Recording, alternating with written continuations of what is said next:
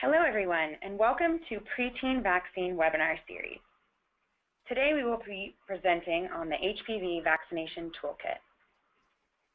Jill B. Rourke, Lead for Adolescent Immunization Communications for the National Center for Immunization and Respiratory Diseases, will be presenting today's session. The goal of today's session will be to share an overview of the new Hpv Vaccination Partner Toolkit. Jill will walk through the various features and resources of the toolkit aimed at establishing partner networks, sharing resources to increase community awareness, and assisting in efforts to motivate parents and clinicians to promote Hpv vaccination. Before we get started, we wanted to review a few housekeeping items. Please note that if you have any webinar issues at any time, feel free to email PreteenVaxScene@porternovelli.com. For future viewing, the webinar will be recorded and available online at CDC's Health Streaming YouTube channel. All participants will be kept on a mute mode in order to reduce background noise. As such, please communicate any questions by writing them in the chat box in the corner of the webinar screen. Please be sure that when submitting a question, you direct it to the webinar staff by selecting this option on the drop-down menu of the chat box. The final portion of the webinar will be dedicated to answering questions, so if possible, please hold questions until the end. Selected questions will be read out loud for the presenter to answer. Thank you for your patience. At this time, I would like to introduce today's presenter, Jill Rourke. Hi everyone, great to have you guys here with us. Happy New Year. This is the start of 2017's webinar series and we're really excited about that. And what I'm going to be sharing with you today is actually something that our communications team did in collaboration with the Immunization Services Division here at CDC, which I'm sure many of you are familiar with. And so we had been wanting to update the information that we had on HPV and HPV vaccination for our partners and the programs, whether you're an immunization program, a cancer prevention program, clinical specialist, whatever your role is, public health. We want to make sure that we have resources available to you in a place that's easy to get. And so I think right now you should be able to see my screen, and I have up the Hpv Portal for cdc.gov, and there's a couple of different ways you can get to this. You can go to cdc.gov and just type HPV in the search bar, or you can just, up at the top you can see it's cdc.gov/HPV. And once you're here, you can see that we have 3 separate blocks. We have for parents and the public, we have for healthcare professionals, and for partners and programs. And so today, what I'm going to do is go to the section for partners and programs. Now, you could just go to this to cdc.gov/HPV, which is the portal, and know what you want. You want to go and order materials, you could click right here. If you don't know what you want, or you're like me today doing a webinar on this, you can just go right into the toolkit and browse through everything that is available. So that's what I'm going to do today. I'm going to start by looking over the 3 main sections of the section of the toolkit that is primarily for partners, awardees, state programs, anyone that's doing outreach about HPV vaccination. All right, so whether you're at the state level, a local level, you're part of a national organization doing work on HPV vaccination, there should be things here that you can use. So we've broken the toolkit into 4 main sections: outreach to parents, outreach to clinicians, establishing partner networks, and our partner spotlights. And if you receive the Preteen Vax newsletter that we send out about on a monthly basis, you'll be familiar with the partner spotlights. Those are the stories that we put in our newsletter, and they're going to be all collected here in this section. And you can read about those. We're going to be dividing them up by whether or not they're a program, a partner, or a clinician. And if you want to nominate someone for that, we're going to have information on how to do that. But let's start at the beginning. So no matter what kind of organization you are, you probably are trying to get information to parents about HPV vaccines. So we're going to go into the outreach for parents section. Now there's 2 different ways that you can navigate around this toolkit. And as you can see, I'll go back You can see when you're on the main page of the toolkit, I can click here in the middle of the page on one of the 4 sections, or I can go up here to the left-hand navigation. And you can see that we have the little plus signs, which means we can maximize the selection and open it up to the drop down and see all the different areas that are under here. So under outreach to parents, we have 4 different areas. So I go to outreach to parents. You can see we have materials for parents, ordering materials, and content syndication. I'm going to go through each one of these for you. All right, so materials for parents. These are going to be the things like our fact sheets. Could be fact sheets very basic about all the adolescent vaccines, specific fact sheets about HPV, the vaccine information. So here's what we have on here. I am not going to go to each one of these pages because it pretty much shows you what's on each one, but we have the schedules, and this includes the easy to read schedules. So not the version that we use for clinicians, but the version that we developed for parents. All of our fact sheets for all the adolescent vaccines, including HPV vaccine, including HPV vaccination safety, fact sheets and posters on those. We do have in one place, however, HPV-specific materials. Many of these materials are materials that would be good for clinicians to hand out in their practices to parents and patients. Of course, the vaccine information statement, sometimes those can be hard to find, so we've got them here for you. And then we have a large list of video and audio resources available, so those would be things like our PSAs that are either radio PSAs or video PSAs, so they could run on TV. You can actually download these in their broadcast versions and give them to your local TV station to run on the local cable channels. We also have podcasts on here, so lots of different video and audio resources for you. All right, so we're going to go back, and we could go back in one of 2 ways. We can follow the breadcrumbs at the top, or we could go over here to the left-hand nav. So we're in outreach to parents, materials for parents, and I'm going to go next to ordering materials. And this is a question that we get all the time is, hey, I saw these great materials on your website. Now, how do I order them? And now we have a page that tells you exactly how to do that. And hopefully, this is going to be helpful to you. And so it tells you how to get to the CDC Info on Demand publications page. And once you're there, you're going to go to programs, select immunization and vaccines, teen, and then you're going to see a list of the things that you need. Now, we have some things in there that are really popular and go really fast. And so a lot of times people will say, hey, I was in there, but there aren't any available. You can actually email us directly to find out if we have any stock in house. And so the warehouse does not have unlimited space, and so we're constantly having to replenish it. So there might be some times when things have just run out of stock. In fact, today is the perfect example of that. So we just found out that we ran out of stock of the new tear pads that have the easy to read immunization schedule on one side for adolescents, and on the other side is the sort of planner for when to get your vaccines. And we, in 2 days, went through 700 sets of those tear pads. And so we're at a point right now where we've got some stock in house and we're going to be putting in an order to ship it there. But in the meantime, if you needed some, you could just email us and we could send them directly to you. All right, so that's ordering materials. All right, the other thing that we have under outreach for parents is web content for parents. And what's important about this is because you could just go to the section of our website that is web content for parents, but this is really about how you can display web content for parents about HPV vaccine that is coming from the CDC, and that's through content syndication. And if you haven't used content syndication before, it's a really helpful way to always have up-to-date information, whether it's about HPV vaccine or really any health topic at CDC. And it can go directly onto your page. And so we've got this great graphic here that shows that what you see on the CDC website can then be syndicated, and it can go to your website, whether that's on, people see that on a mobile device or on their desktop. And so there's actually a library of all of the different content that's available, and you can go through and choose that. And so here are all the things around HPV and cancer. And we actually, if you click here, you can actually go to the list and it tells you exactly how to step-by-step do that.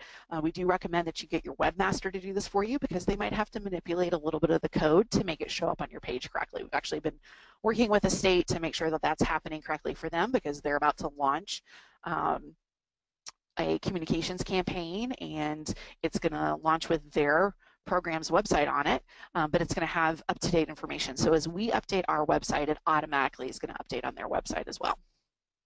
All right, so as I said before, these were all the sections of outreach to parents. We went through materials for parents, we went through ordering materials, and we went through content syndication.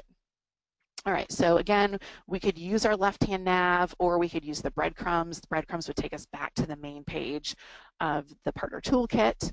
We went through parents. Now we're going to do outreach to clinicians and see what we have available there. All right, so our section on reaching out to clinicians, there are a number of different organizations that are doing outreach to clinicians, whether it's a local medical society chapter. We've got groups like the American Cancer Society doing outreach directly to clinicians. The state health department's doing direct outreach to clinicians. And so here should be all the things that you could possibly use when reaching out to clinicians for HPV vaccination. Now, as I go through this, if you happen to notice that you feel like something's missing, or we have a resource and we don't have it linked here, or there's a resource you'd like to see, please make note of that and let us know, and we can talk about that during the question and answer section. All right, so let's go through outreach to clinicians. So understanding HPV vaccination coverage. All right, so we have a number of different resources for that. Some are really specific and some are a little bit more general. The first is HPV vaccination coverage data, and this is the new page. It's called TeenVaxView. There's one of these for each one of the surveys that are done to collect coverage data about the different vaccines given during different times of life. So we have Child VaxView, School VaxView, Teen VaxView, Adult VaxView. I even think flu might have their own. So you can go directly to TeenVaxView and look up the HPV vaccination coverage data. And what's so exciting about this page, and I can actually show it to you because we're live here, is that there are all these different ways to look at the information. So maybe you really don't need to look at the actual data. You just want to see what MMWR articles are available. You can go to that. If you want to know where we get our information from, because you're going to be writing a paper, you can go to our data sources. You can actually see the objectives, targets, and indicators that are set around the coverage data. And then TeenVaxView Interactive, that's actually where you go to get the very specific data. Now, we have left the toolkit to go to this page. And so you can see that on the left-hand side there, it's not the same navigation it was. So this is one of those times that you're going to have to use the back button to get back to where we were, which is under understanding HPV vaccination coverage. All right, so there's one. Next, NIS Teen, and this is just details about the National Immunization Survey Teen that does coverage of just adolescent immunization. And so you could go there. We have a link to the President's Cancer Panel report. This is not part of CDC, and you can see it's got that little arrow in the box there telling you you're actually going to go off-site. But the President's Cancer Panel report has information. This was produced in 2014, and it's information that was collected about sort of the lack of acceleration of increasing HPV vaccination coverage. So really an urgency to improve coverage, and that's what that's about. And it really sets the tone for all the work that we do. And so, if you're new to HPV vaccination outreach and you want to know what your organization should be doing first, I always suggest the President's Cancer Panel report is a good place to start to know kind of where we are, what goals we want to achieve, what objectives under those goals, and how we're going to set out doing it.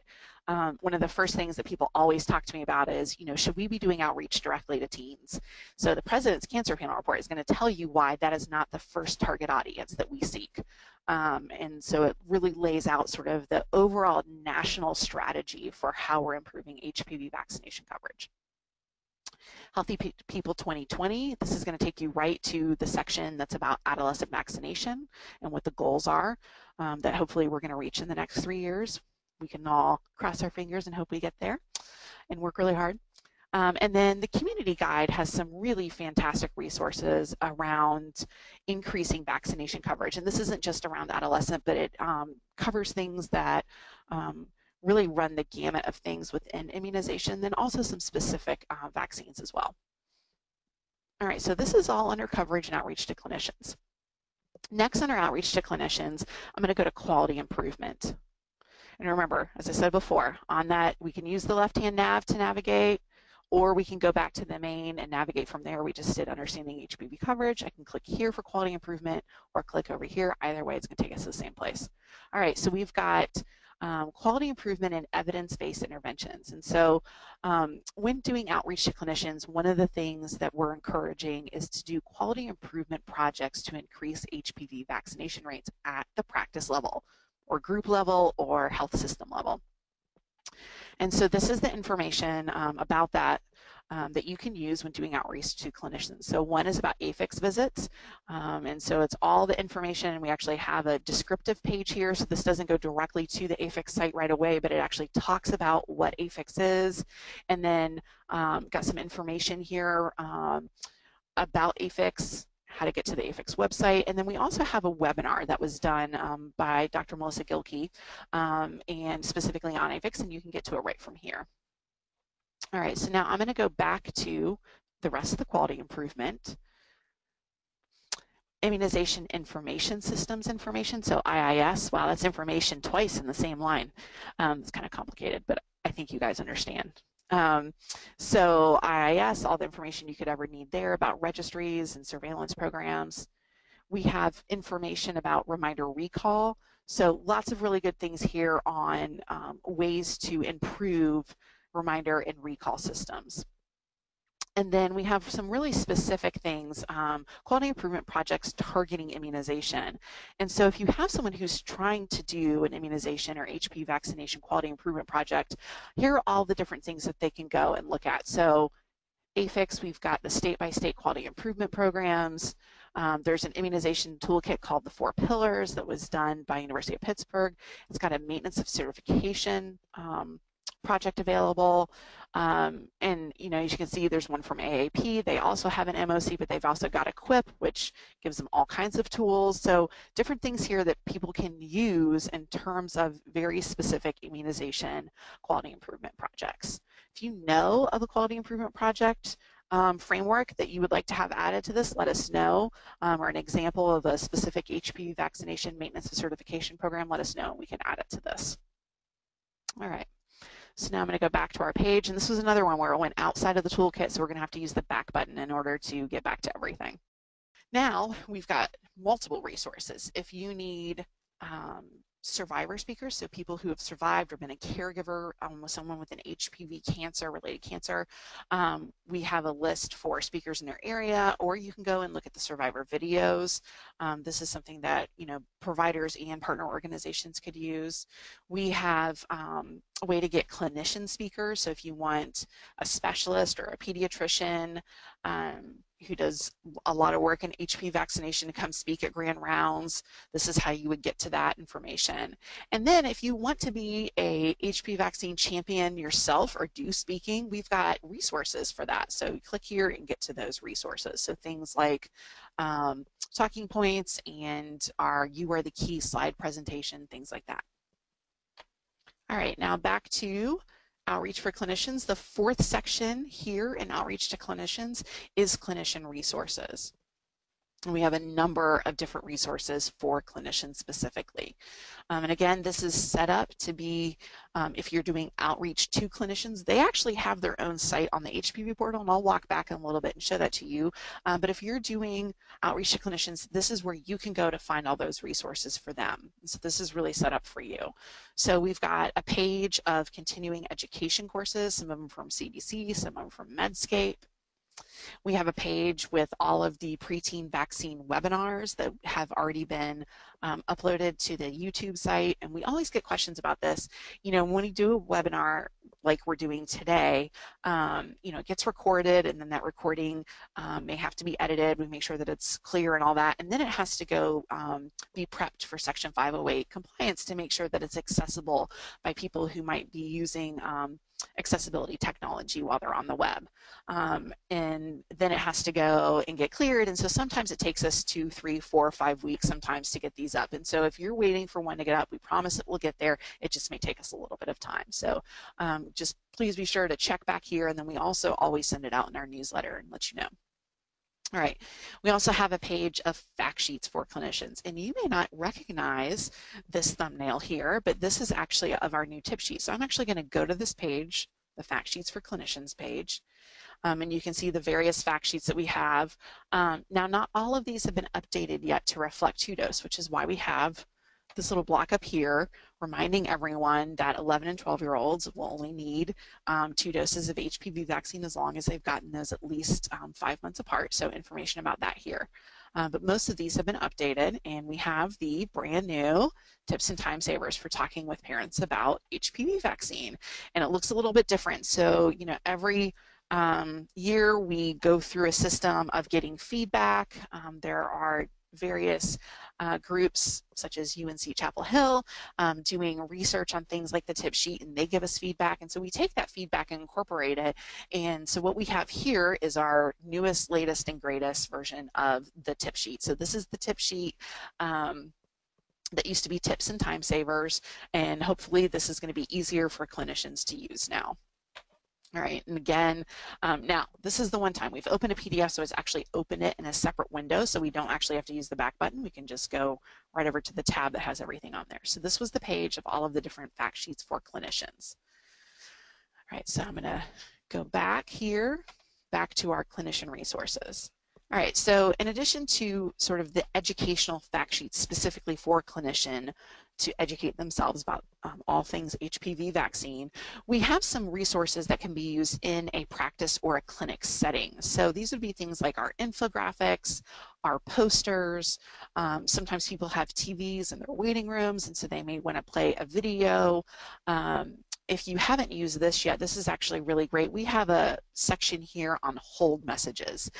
So, you know, when I call my pediatrician's office and I'm waiting on hold for the nurse to get back to me, I get to hear messages about various health topics. And so we actually have some of those written scripts that you can use and have someone record and put on a practice or clinic hold line. So while they're on hold, they're hearing stuff about adolescent and other HPV vaccines. So very exciting. So if you're not part of it, if you know a clinician you know isn't part of this service, or if your practice isn't part of it, they can actually record their own. All right, so I'm going to go back. So we're still here in clinician resources. So we had practice and clinic resources, and now we have fact sheets for parents. So we had fact sheets to educate clinicians themselves. We have resources that you can hang in the clinic or use in the clinic, and then we have fact sheets that are very specific for parents and for patients. And so those are all here, and many of these are going to be things that you've seen before and that we have recently updated. All right, and then we have some links to outside resources, such as the American Academy of Pediatrics HPV Champion Toolkit. If you haven't had a chance to look at this yet, I highly recommend it. Great resource. We have another link for maintenance of service, maintenance of certification activities for AAP member physicians. We have a page from AAP, also the community of immunizers, so more educational modules for clinicians. Suggestions for improving your immunization services. Say that you're not ready to take on a big quality improvement project, or you're a partner organization that's working with various practices or groups in town and they're not ready for quality improvement projects yet. You can actually start them off with something like suggestions for improving your immunization services. The American Cancer Society has a clearinghouse of all the different resources that have been compiled to help people improve HPV vaccination rates, and there's patient and provider education tools, and that's all of those resources are there in one place in their clearinghouse. Two of those resources are on this page as well, and that is the ACS Just the Facts handout. So this is a helpful fact sheet about HPV vaccination facts, and it's got lots of information and talking points. And then also steps for increasing HPV vaccination in practice. So these are evidence-based strategies for clinicians to use to improve their HPV vaccination coverage rates. All right, so those are all the things that we had listed under clinician resources. So as you can see here, we'll minimize that. And next was establishing partner networks. All right, we have three main sections here on establishing partner networks, and you know this is one of the big strategies that we actually have for improving coverage nationally. You know, I think everybody on the phone knows that one of the things that's a little bit different about HPV vaccination is that there is no one silver bullet to improve coverage across the country. It's going to take a lot of different interventions at different levels.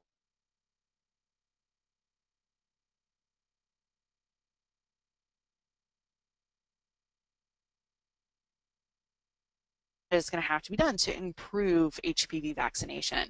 And one of the best ways to do that is by bringing stakeholders from various parts of HPV vaccination and cancer prevention together to work together in these partner networks so that everybody can share the resources that they have.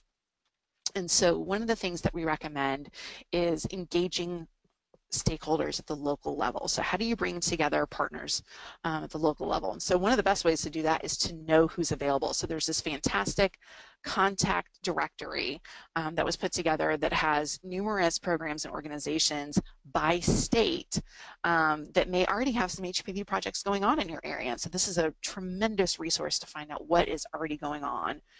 We have links to all of the chapters of the American Academy of Pediatrics, as well as, you can see here, lots of different partner groups, American Pediatric Association, NACHO, the National AHEC organization, which are the Area Health Education Centers, the NCI designated cancer centers, as well as down here, the Association of American Cancer Institutes, which is all the cancer institutes, the NCI designated and the ones that are not NCI designated, and then also American Cancer Society. So lots of different opportunities here to bring stakeholders together to work together. And this is where you're going to find all their contact information. So if you've said, you know, we've got this group of people that are getting together, you know, on a quarterly basis to talk about reducing HPV cancer in our area, and one of the ways we want to do that is for HPV vaccination, but we just haven't brought family practice to the table, or we just haven't brought you know, our city health officials to the table yet. Well, here's all your contact information on how to do that. All right, so under establishing partner networks, so we had three main areas. One was engaging local partners, and I've showed you how to get to all that.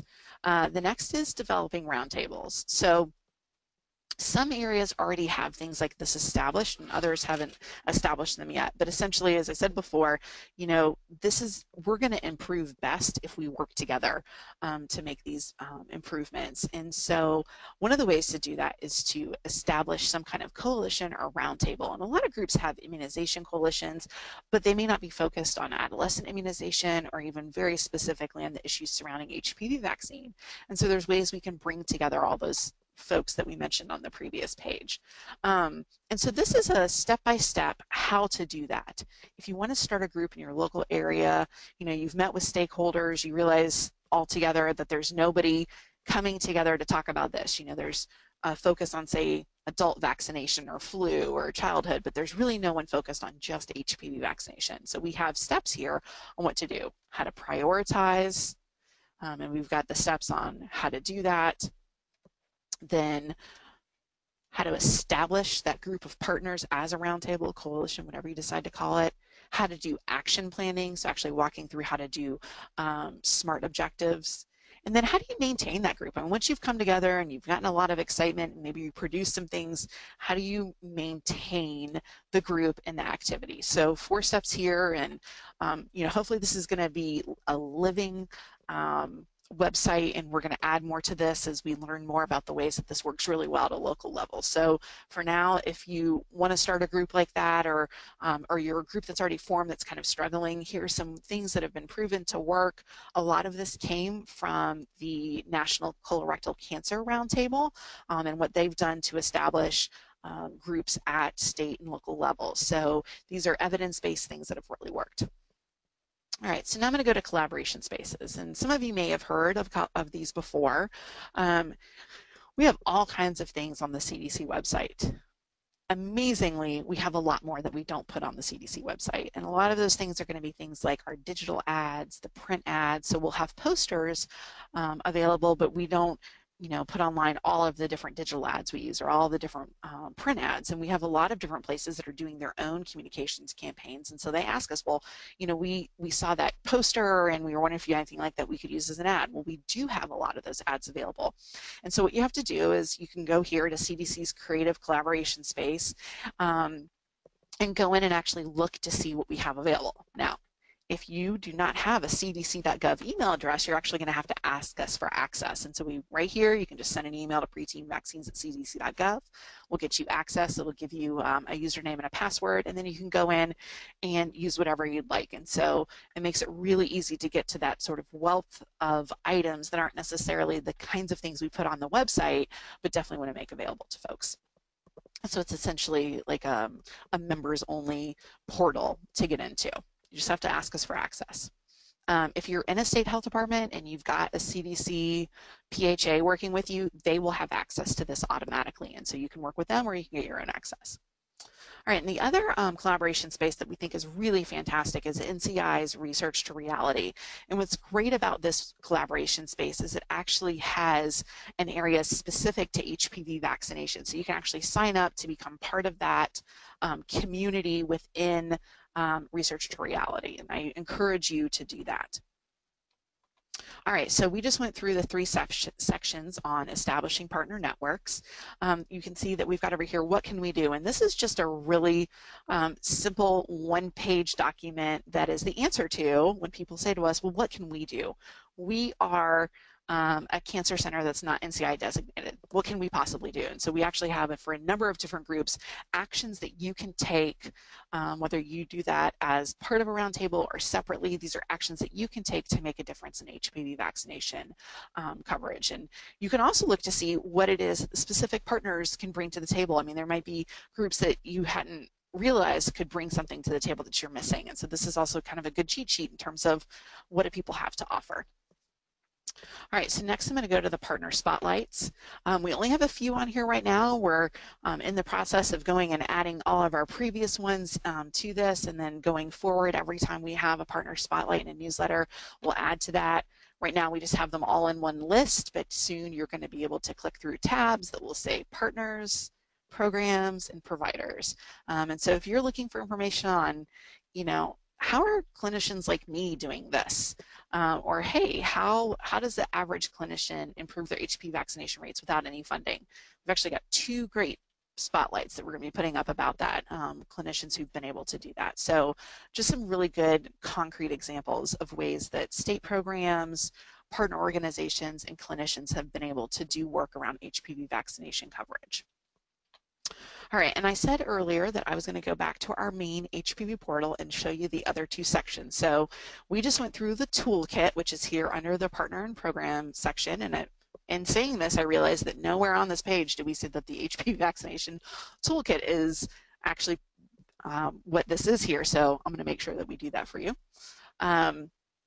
The other two sections that are on the HPV portal are for parents and the public, and then for healthcare professionals. And so if you are working with a health system or a practice or a group, you can send healthcare professionals directly to this section here, and they can get all the information that they need.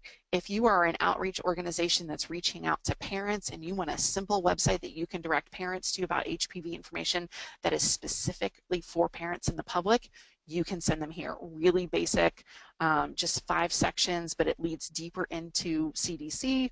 I think many of you know that HPV infection and cancer and disease and vaccination and safety are at different areas of CDC. And so this puts all of it at a parent's fingertips to be able to get to all that information without having to search through CDC's website. So those are the 3 sections of the portal. And again, under partners and programs is where we have the HPV Vaccination Toolkit.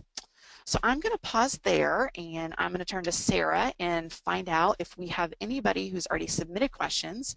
If you've had some questions pop up while I've been talking, please go ahead and go and submit those in the chat box. You can actually send them directly.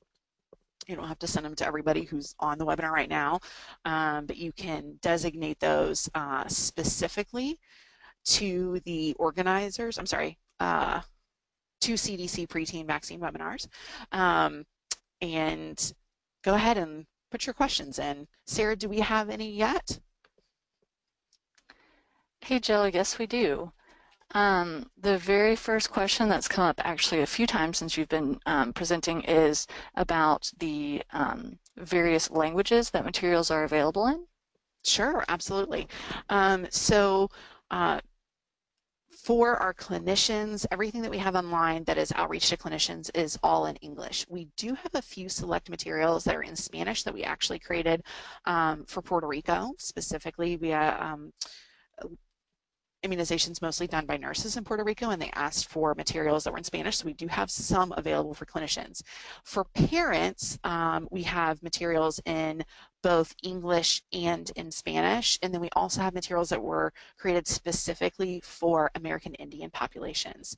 If you're looking for materials that are in other languages, I recommend that you go to the Immunization Action Coalition's website, and they have a ton of basic materials in many different languages. So they don't have necessarily the, they're not going to have super specific things about, like, say, HPV vaccine safety. They won't have like an entire set of materials on that, but they are going to have materials about HPV vaccine in various languages. So they're a great resource, especially if you have like an obscure language need. Awesome. And we have another question about can provider or health department branding be added to the clinician resources? That's a great question. So if you are a health department or a public health clinic, when you look at our resources, so I'm going to actually go and show you some now. We'll go to our fact sheets for parents, and I'll pull up our basic HPV vaccine for parents and go to the printer-friendly version here. You look right here and you see this box and it says distributed by. That was actually specifically created so that a health department or a clinic could put their logo or information in here, so vaccination clinics held on Mondays and Wednesdays from noon to 5, but they can put their information here. So yes, you can add information. If you're distributing this material, add your information in here in this distributed by box. And that was created specifically for state and local programs. And Jill, we have a question from Myra about does the CDC have any clinical education materials for dental providers regarding HPV and oropharyngeal cancer? So actually just been in a discussion with our friends both in the Division of STD Prevention as well as the Division of Cancer Prevention and Control to update some materials around oropharyngeal cancer caused by HPV. There is actually web content right now, but we don't have an actual fact sheet. So one of the things that we recommend for dentists is actually just to use the general information that we have about HPV. So like this HPV vaccine for preteens and teens would be the perfect thing that a dentist could use in their office to say, hey, HPV sometimes causes, or oropharyngeal sometimes can be caused by HPV infection. If your kids don't get HPV infection, then we know that that's one way they can be protected from oropharyngeal cancer. Here's some information about the vaccine. So it doesn't have to necessarily be something specifically designed for dentists, because we want dentists to be giving parents the same information that a pediatrician or a family practice doc or a public health clinic or a pharmacist, make sure everyone is using the same information. So this would be actually a perfect resource, the basic HPV vaccine fact sheet for preteens and teens. And it's a one-sided fact sheet. If you order it from the warehouse, it's actually English on the front and Spanish on the back. There is a more in-depth fact sheet. So if you're in a community that has typically high vaccine exemption rates, or maybe has had, is known to have parents that are looking for more information, high information seeking parents, this is a great fact sheet for that. It's a two-sided, front and back, and it has more detailed information about HPV disease and HPV vaccine. And then on the back of it, it actually has a story from a cervical cancer survivor.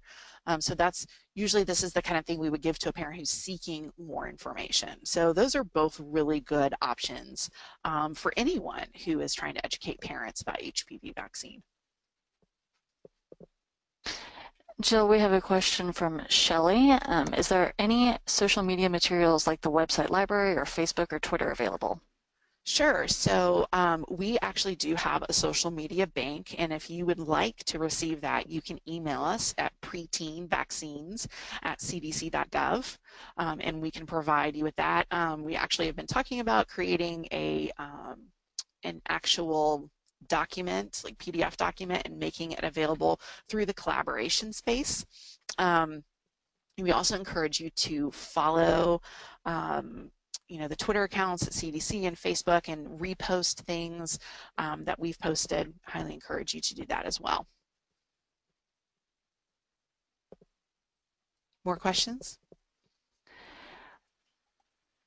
Yes, another question. We have another question about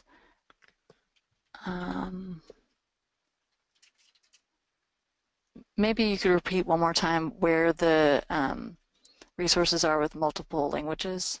Oh yeah, sure, absolutely. So as I said before, our resources, you can see it on this page here, primarily come in English and Spanish, and then we do have very specific materials that were designed for American Indian communities. We have both fact sheets and posters for that community. If you were looking for fact sheets in other languages, especially if it's a more obscure language, recommend that you go to the Immunization Action Coalition website.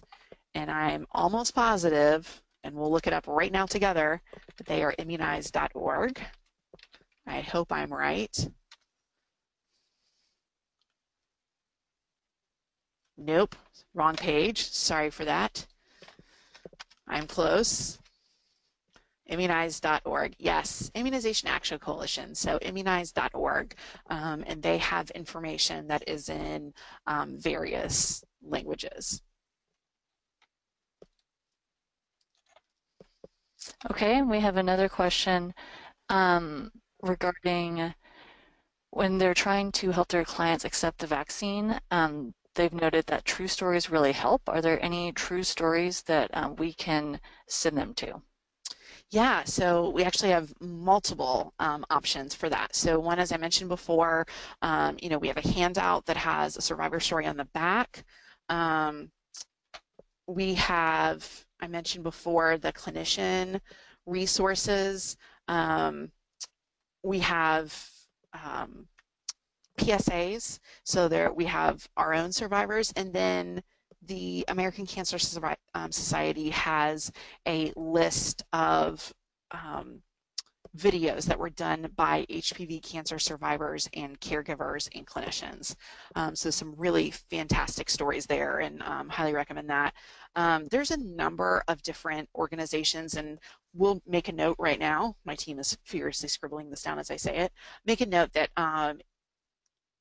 HPV cancer stories, that will make a page that has links to all the different organizations that have this available, because there are 3 different really good places that you can go to get those. Excellent, thank you for that. It seems that we're having some technical difficulties with the collaboration space registration form, so maybe we can note that we'll look on the back end of that. Sure. If you're having trouble, if you're not able to get onto that, you can always just send us an email to PreteenVaxCines@cdc.gov and say, I would like access to the collaboration space. So in fact, if there's ever a problem with the website at all, we encourage you, please email us, PreteenVaxCines@cdc.gov, and just let us know that there's an issue with it, and we'll try and get that fixed. And the same thing, if you find a resource that you think is really terrific, so let us know so that we can link to that resource as well. Because really this toolkit is your toolkit. Jill, we have another question about where people can find information specifically for safety. Oh, HPV vaccine safety? Sure, absolutely. So we'll just keep going back to this one page a lot, I'm sure. Fact sheets for parents, materials to give parents. Actually, the first 2 listed on here are HPV vaccine safety fact sheets, because we get asked for them a lot. There's 2 versions of this fact sheet. And it's very obvious once you open up the fact sheet and look at them. One of them has a very long list of citations, and the other one doesn't. One is just super simple, and one has much more in-depth information. So again, depending on the parents information seeking, like if mom says, well, I really like to be able to do my own research, which we know she means search online, the fact sheet that has all the links, and it's linked to each one of the citations, would be a great one to either give the mom the link to that or hand it to her in hard copy. But either way, a mom that wants to look things up, she can look up the studies. And so there's actually a list of studies available about HPV vaccine safety on that fact sheet. And then the other one is the simple fact sheet. But both of these on materials to give parents under the clinician resources. And then also, if you can actually get to that from the parent website as well. So we have a way that if parents are on our website already looking at information about HPV vaccine, they're going to get to a page that has this information for them as well. Okay, and our next question comes from Mrs. Torres. Her comment is that there are resources, she sees resources for parents and teens, but have resources or tools been developed for young adults and special populations like the immunocompromised, HIV positive, transgender, and if yes, where can they be found or accessed? Sure. So the majority of our materials are for parents because the recommendation for HPV vaccine is at 11 or 12. And so that's really where our focus is at 11 and 12, getting kids vaccinated long before they're going to be exposed to HPV infection. So that is the reason for why our materials are focused there. There are other organizations that are creating materials for special populations. The CDC's STD website actually has a lot of information for young adults. So there's fact sheets for young women and young men, and they have tremendous resources for not the teen and preteen community, but actually young adult community across the spectrum of various sexually transmitted infections. But that is also very separate from the vaccination information that we have here for parents of 11 and 12-year-olds primarily. So most of those are going to be, the difference is that these are going to concentrate on vaccine for the prevention of HPV cancers, and those are going to focus more on safer sex practices and reducing risk across the board and things like that.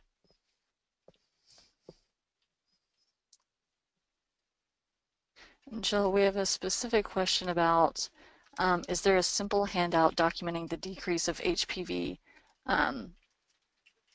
cancers in Australia with the rise of the vaccination rates? Do we have something to show parents about that?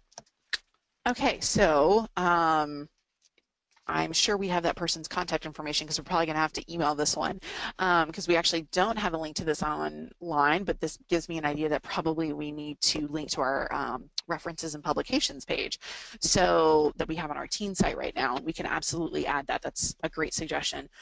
There is a paper that came out about the decrease of cervical precancers, and so we can link to those. And so it's not really in a fact sheet, but we do have a number of different studies that have come out and they continue to come out. And that's one of the reasons why it's hard to create a fact sheet on like HPV vaccination impact, is because it's constantly changing because, there's studies coming out all the time about it, which is really fantastic news for us. But yes, we can definitely provide a link and multiple links to various resources like that. And Jill, we have a few questions regarding materials related to partnerships with schools, and what information we have available about that, as well as if we'd be interested in adding those resources to our website.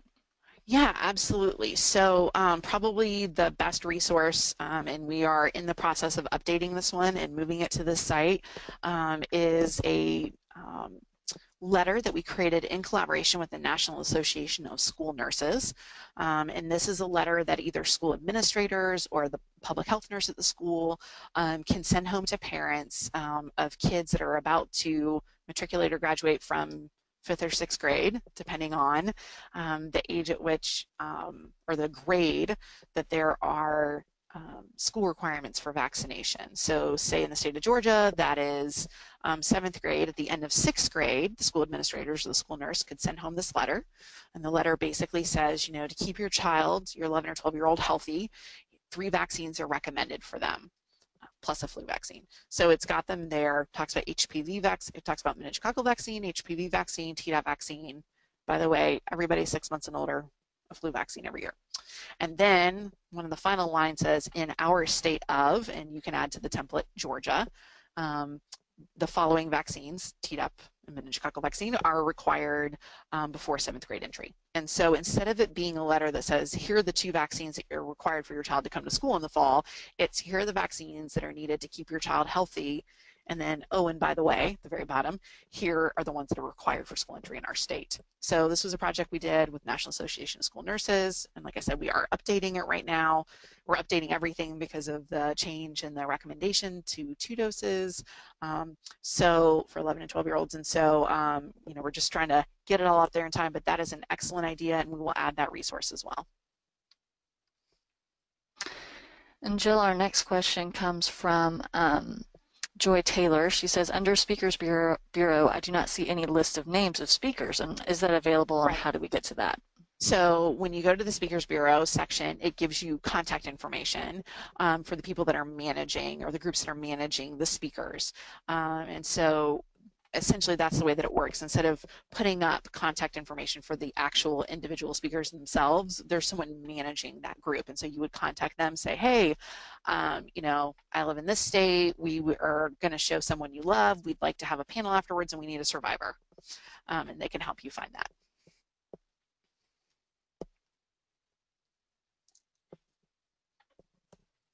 So we have another question regarding if we have a list of states that are now requiring versus recommending HPV vaccine for school entry.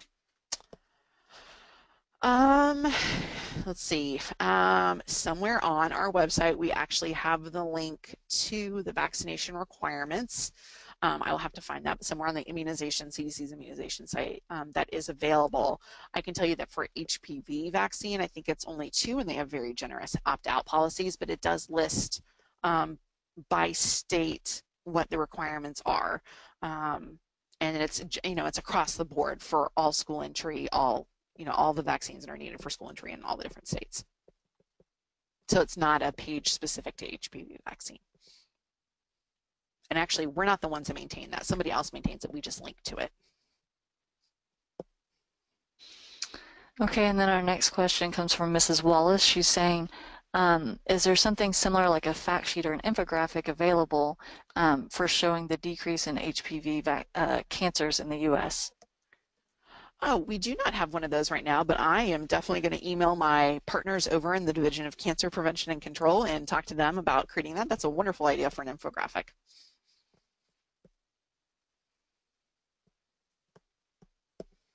We have another question regarding, it comes from a researcher, and she's asking, is there an approval process to go through to adapt and or translate materials into other languages or adapt for different uses?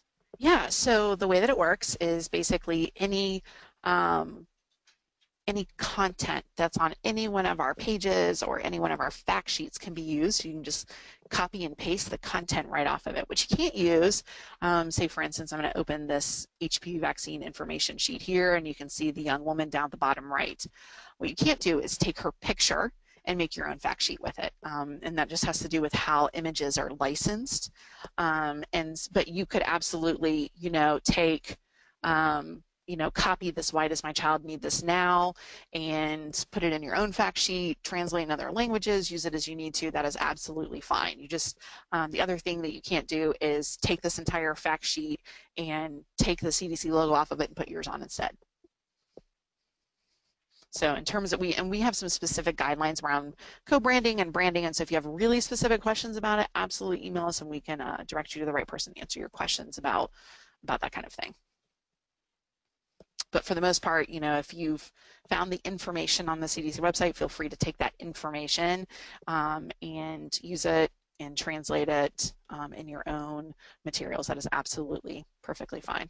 Just ask that you check back regularly to make sure that we don't have updates, because of course every time there's a change in a recommendation, or say we get the new NIS teen data or we get the new cancer data, we're going to have some different numbers. So be sure to check back if you do create your own materials. I mean, we love it when you use our materials and we try to make them as available as we can. Obviously we can't do that in multiple languages, but you know, happy to provide that data and information to you. Any more questions? We did have a clarifying question about resources available in American Sign Language. Does the Immunization Action Coalition cover that as well? That is an excellent question for which I do not have an answer. So one of two options. If you will email us, we can try and find out for you, or you can go to the contact page for Immunization Action Coalition, and they will get back to you about that.